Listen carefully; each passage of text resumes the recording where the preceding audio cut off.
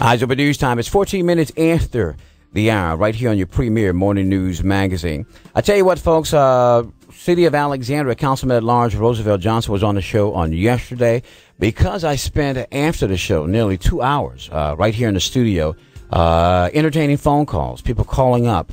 And throughout the course of the interview, I allowed you guys to email me, to call me up, and I wrote down your questions. Then I put them on paper.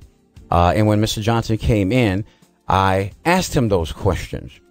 It was about 8 or 9 questions. I think I got in maybe 6 or 7 of them. But they were your questions. And the reason why I did that, because one of the stipulations that he had for coming on the show is that he would not allow his constituency to call him up to ask him questions. Confusing to me, confusing to you guys as well, because we can remember throughout the course of the interview, the phones were blowing up and many people were calling up. I tell you what, folks, as a professional journalist who haven't done this both in television and radio for the past 20 years, when I approach an interview, I don't approach an interview as some sort of contest, some sort of power struggle. I approach an interview, particularly if I prepare for it, to give the right questions, which were your questions. And as an interviewee, I expect you to try to answer those questions. But if you are out there listening in the audience, my question I'll ask this morning and allow you to call up is, did he answer the question? So it is not a contest, by no means. I respect Mr. Roosevelt Johnson as he has the same amount of respect for me. He and I go back, way back. We were actually a two-man team when we both worked for KALB. He was a chief videographer, and I was basically the lead investigative reporter for KALB. And I would say 75 to 80% of the time throughout my 2-year tenure at KALB, he and I were the lead story, particularly if it was dealing with crime, escapes, or a high-profile case. As I mentioned yesterday, Garden District rapist, Cheneyville slasher. Those are some of the stories we did together as a team. So we respect each other, and we still respect each other. But when he comes here in his capacity as city councilman, he comes in that position. And when he comes into this room, I am a journalist. So friendship aside, respect aside, the bottom line here is, one, I want to be fair and impartial, and I thought that I was. But you be the judge, and because you were not allowed to call up on yesterday, we're going to play it right now in its entirety, and then allow you to call up for the next 30 minutes to tell us what you thought.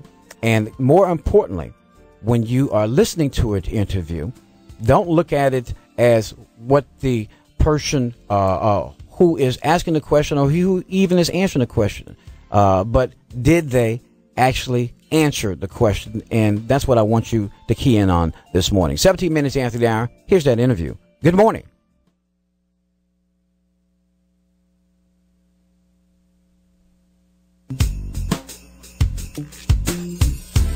Eyes Open News Time, 16 minutes after the hour, right here on your premier morning news magazine. And, of course, to his credit, City of Alexandria City Councilman at Large, my good friend, my fraternity brother, Roosevelt Johnson, did keep his word, came in the studio this morning. And what I did, folks, in fairness, because I did keep my promise, certainly to him, and I'm not going to allow any call-ins at this time because, one, we don't have time for it. I got a number of questions that you wanted me to ask him. I took the liberty, and I don't even normally do this. I got on the computer and I typed the questions out this morning because I wanted him to have an opportunity prior to us going on the air to see what I would ask him, in fairness to him. And also in fairness to him, I want to commend him again on the amazing work on his brainchild, the South Alexandria Revitalization Committee. They're doing some phenomenal things. The basketball with the churches, some of the things that you've done, putting money back into these community-based and faith-based product movements. You've been doing an amazing thing there. Also, out for the record, I did agree with you when you brought the administration back into the city council chambers, because I think a house divided will not stand.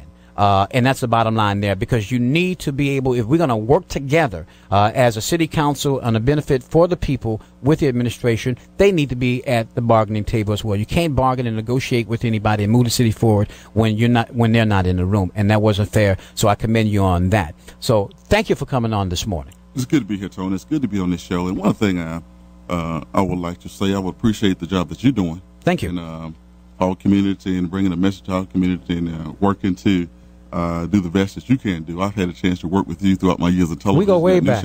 And me and Ro covered some groundbreaking stuff. Midnight, we chasing escaped convicts out of Baton Rouge. We broke the Cheneyville slasher store, the Garden District rapist store. We got the only video of the guy once they captured him. So you and I we go way back, man, more than 15 years since our KALB days. And one thing, Tony, before we get started, one thing I would like to make very clear about who I am, what I am. I'm a person that's committed to the city, committed to this community, committed to doing the right thing for people. And one thing I do want to clear up is that Roosevelt Johnson, as president of the Alexandria City Council, councilman at large, and as a citizen who walked across to look at the needs of the community, look at the needs of the city, across the board, I'm not part of no one special interest group. I'm governed by God Almighty. I'm governed by the things that I have to do that's fair, right, and incumbent. And I want the people to know that. You know, one of the things that the mayor said and that people heard are talking about a Christmas gift. And I want to clear that up. That I'm a Christmas gift by God Almighty. Come on now. In all thy ways acknowledge him, and he will direct our path. Well, I'm a Christmas gift for the people. I'm not in nobody's pocket. I want to make that clear. Okay. You know, nobody governs me, but God Almighty. I want you to know that. I want the people of the city to know that. Let me ask you, that. Because in the context of when it was said, and I can understand maybe the spirit in which the mayor said that, but did that offend you in any way? You know what? You know, one of the things that people are tired of in this city, Tony, and that's president, you know, I'm governed to do this. People are tired of bickering. You told me that right before we went on air. They are. People want change. People want government to work for the people they serve. You know, as a young man growing up at Southern University, Dr. Haynes said, the law that governs one governs all. And I'm going to govern for what's best and what's fair for the people of the city. And I want people to know that. I'm very appalled at some of the people who say Roosevelt in somebody's pocket on the left or the right wing. I'm in no one's pocket but God Almighty. And I want you to know that. Okay. And the people of the city to know that. Nobody's going to control my decision, what I make. I'm going to make it as a man. And I'm going to go to sleep at night knowing that I made the right choice, the right decisions, and doing what we have to do to move this city forward. And when you look at those people who say those things, I think those are the people that we need to take a look at to work together to move this city forward. You know, I'm very proud, I want to say this, of the Alexandria City Council for what they've done in working with me to choose me in a unanimous vote to be president of the Alexandria City Council, because that shows you when it's that way, they believe that, you know, I have the intelligence, the recognition, the ability to make the right choice, to work in leadership with a team concept, through accountability, responsibility to get the job done. Now, and I want workability to get the job done with everyone involved. All right, let me get to some of the questions. And it's certainly the natural progression as a vice president, which you were under Myron Lawson,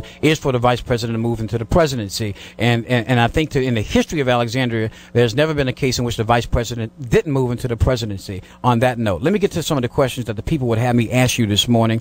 First question, why did you remove Ed Larverdane III from the legal committee? And you were quoted in the paper as saying that you put the most experienced people in place. What people have a problem and don't understand is, why would you take a practicing attorney who has passed the bar, has been practicing for more than a decade, with someone who may have a law degree but has never practiced law? So why would you say that Harry Silver is more qualified on the legal committee than Ed Larverdane, a practicing attorney who's very well respected not only in his district but in particularly the African American community? Well, one of the things the president has a priority, Tony Brown, to put where he wants to. I think it's my right as president of the city council, governed by me, you know, by being elected. Is Harry Silver more qualified than Ed Larverdane? No, let me say you this. It's not the fact that, listen.